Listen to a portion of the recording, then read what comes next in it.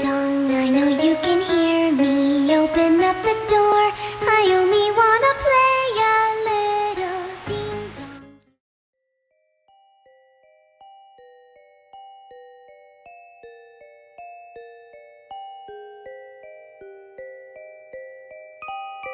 Lors d'une sortie entre amis, nous découvrîmes quelque chose d'incroyable.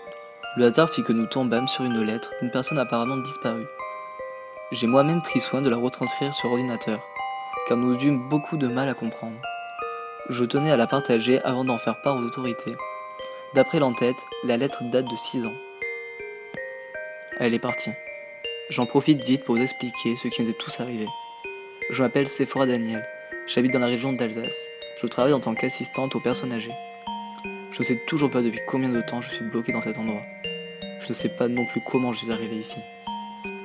En tout cas, je tenais à vous dire que je pense qu'au moment où vous lirez cette lettre, je ne serai plus des vôtres. Il ne me reste que très peu de temps pour vous raconter ce qu'il se passe ici. J'ai l'impression que ça fait une éternité que je suis prisonnière dans cet enfer. Je ne sais pas si je suis condamné pour toujours dans un cauchemar, dans un monde parallèle ou une espèce de coma. Je rêverais qu'à ce moment même je me réveille dans mon lit et que mon mari vienne me rapporter le petit déjeuner. Je redoute le moment où je commencerai d'oublier le visage de mes proches à chaque minute qui défile. Cela fait tellement longtemps que je n'ai pas vu la lumière du jour. La première fois que je me suis réveillé dans cet endroit, j'étais dans une sorte de chambre envahie par l'obscurité. J'ai tout de suite compris que quelque chose n'allait pas ici. J'étais seulement habillé d'un long t-shirt blanc ainsi que d'un pantalon type pyjama. Je pouvais entendre des gouttes d'eau venant du plafond s'écraser au sol. Dans la pièce se trouvait seulement un matelas sur lequel je pouvais distinguer des taches étranges que je ne pourrais malheureusement pas vous décrire. La seule source de lumière était une petite fenêtre carrée, placée sur la porte en métal de la chambre. Elle donnait vers un long couloir comportant d'autres chambres, ou devrais-je plutôt dire des cellules. J'avais dû rester au moins plusieurs jours sans manger jusqu'à temps de voir du mouvement. Il y avait 2 hommes vêtus d'habits d'infirmiers. Ils transportaient une femme endormie sur un lit d'hôpital. Je me souviens qu'elle était attachée par des barbelés qui lui tenaient les pieds et les mains. C'est alors que j'ai remarqué que j'avais également été attaché de la même manière. Cela devait faire plusieurs jours que je ne m'étais pas réveillé, puisque mes blessures étaient déjà cicatrisées. Les 2 hommes mirent la jeune femme dans la chambre juste en face de la mienne. Ils étaient étrangement silencieux.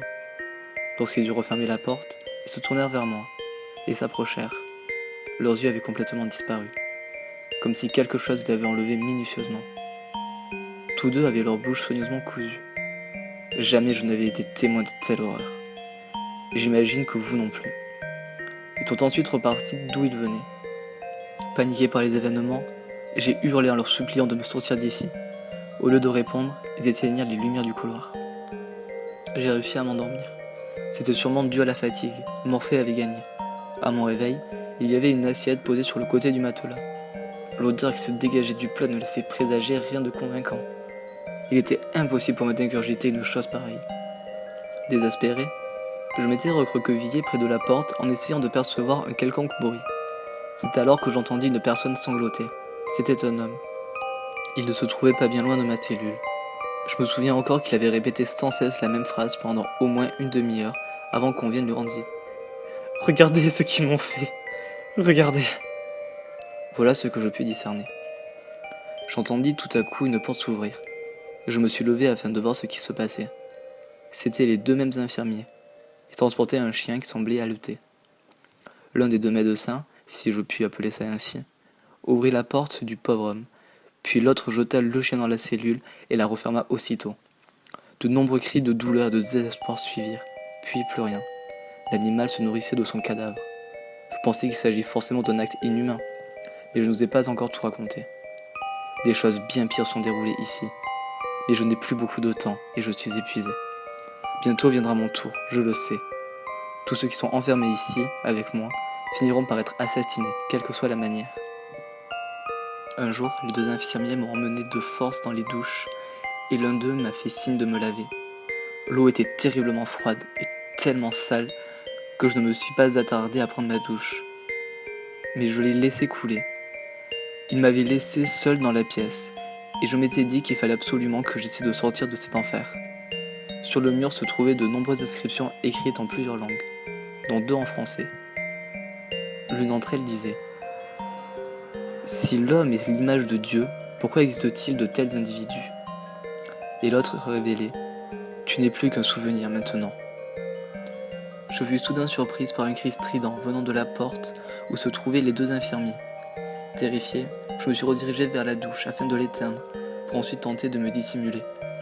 Je ne voulais en aucun cas voir ce qui avait provoqué la mort des deux psychopathes. Quelques instants plus tard, le courant fut coupé, et des cris de frayeur venant des cellules se firent entendre. Quelqu'un avait-il réussi à s'échapper ? Des hurlements de terreur se terminèrent par des cris de souffrance. C'est alors que le calme retomba. Je n'osais plus sortir de la douche. Et si cette chose m'attendait dans le couloir ? J'étais resté un très long moment à attendre près de la porte en écoutant le moindre bruit. Par la suite, je pus distinguer un gémissement qui me fit comprendre que personne ne se trouvait dans le couloir et était encore en vie. Je devais faire quelque chose. J'ouvris la porte le plus délicatement possible en essayant de garder mon calme.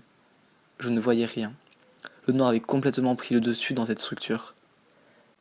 J'ai alors entendu une femme qui demandait de l'aide en chuchotant. Je me suis approché d'elle en douceur et lui ai demandé ce qu'il s'était passé. Elle me répondit, non sans mal, qu'il fallait absolument sortir d'ici, que quelque chose d'inhumain se trouvait dans les parages. Elle me fit comprendre également qu'il ne s'agissait pas d'un infirmier, mais d'une chose bien plus inquiétante. Je la pris par le bras afin de la transporter comme je le pouvais. On tenta de trouver n'importe quelle porte, nous emmenant à une sortie. Au bout du couloir se trouvait effectivement une double porte. Lorsque je l'ouvris, nous hurlâmes en chœur, surprise par un infirmier s'écroulant au sol. La femme, gravement souffrante, me dit qu'il valait mieux que je la laisse en paix. Que je n'avais que peu de chance de m'en sortir vivante si je m'encombrais d'une infirme. Je ne voulais en aucun cas la laisser, mais elle insista quand même. Je ne pardonnerai jamais de l'avoir laissée mourir dans un tel endroit. Le courant venait d'être rétabli dans une certaine pièce, dont celle vers laquelle je me dirigeais. C'était une salle de bain plus grande que les autres, qui menait à plusieurs chambres d'opération. Je pris de quoi me défendre dans l'une des chambres, ainsi qu'une sacoche contenant un crayon et quelques feuilles. Lorsque je me suis retourné pour reprendre mon chemin, je vis une ombre bien plus grande qu'une personne normale. Sa respiration était étrangement saccadée, comme si elle en éprouvait énormément de mal. La chose marcha vers l'autre pièce qui menait aux cellules. Je le précipitai discrètement avant que la porte ne se referme derrière elle, afin de la voir. J'ai alors vu l'auteur de ce carnage. Comment une chose aussi monstrueuse pouvait-elle exister ? Ses mains étaient plus grandes que les nôtres. Elle était seulement recouverte d'une peau grisâtre. Ma première pensée fut celle que j'avais été témoin d'une rencontre de troisième type. J'étais tétanisé à l'idée que cette chose était l'auteur de ces atrocités. Je devais absolument trouver un moyen de partir avant qu'elle se rende compte de ma présence. J'étais arrivé à ce qui devait sans doute être la sortie. La porte était incroyablement grande et épaisse. J'entendais à travers celle-ci comme le son de vagues s'écrasant sur une côte. Cette porte étant fermée, je devais trouver un autre moyen de sortir d'ici. Je m'étais caché dans une espèce de débarras car j'ai remarqué la présence de deux infirmiers armés de plusieurs outils tranchants.